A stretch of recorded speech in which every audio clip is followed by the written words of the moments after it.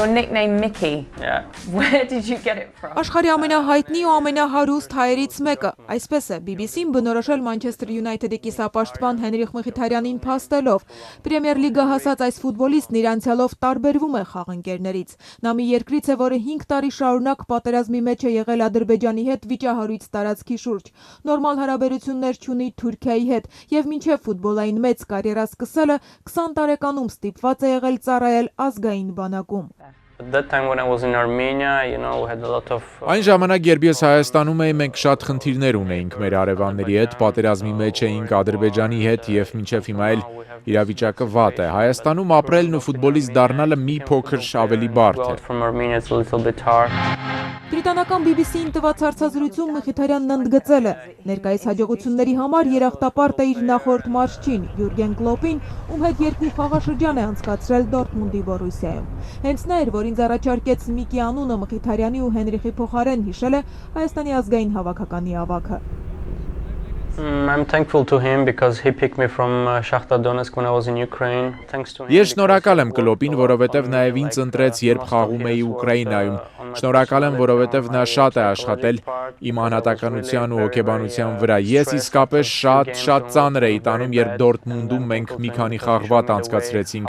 Կլոպը ինձ ցույց տվեց ճանապարհը, նա միշտ աջակցում էր ինձ, ասելով բոլորն են սխալվում, բոլորի մոտ են լինում վատ խաղեր, դու պետք է գլուխդ բարձր պահես։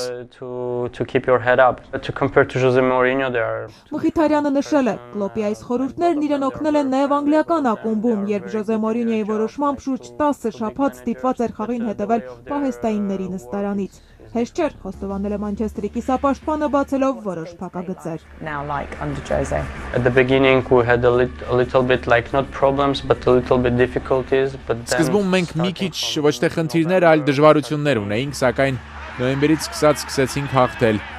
Օրեցօր դու սկսում ես հասկանալ ինչ է սպասում Մոուրինյոն քեզնից եւ փորձում ես անել առավելագույնը, որ ներգրավես այն խաղում, որ նա է ուզում տեսնել, սակայն անգամ այն ժամանակ, երբ ես չէի խաղում,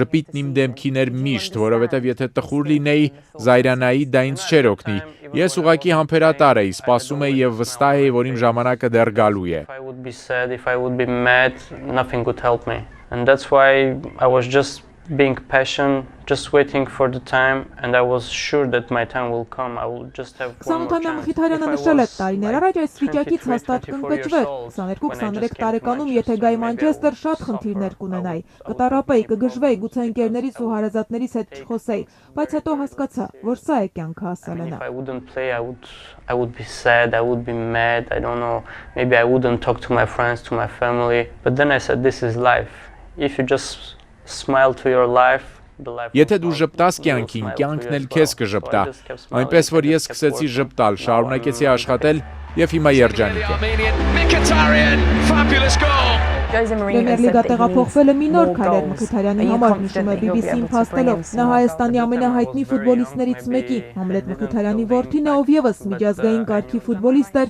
եւ մեկն առաջիններից, որ կարողացավ հանդես գալ արտասահմանում խորհրդային միության տարիներին։ I was always happy to go with him on training, and he was my drive, he was my dream. I wanted to Ես միշտ ուրախ էի նրա հետ գնալ մարզումների, նա իմ շարժիչ ուժն էր, իմ երազանքը, երբ նա մահացավ, ես թերևս չէի զգում կորստյան իրական ազդեցությունը, սակայն գիտեի, որ նա հետևում է ինձ երկնքից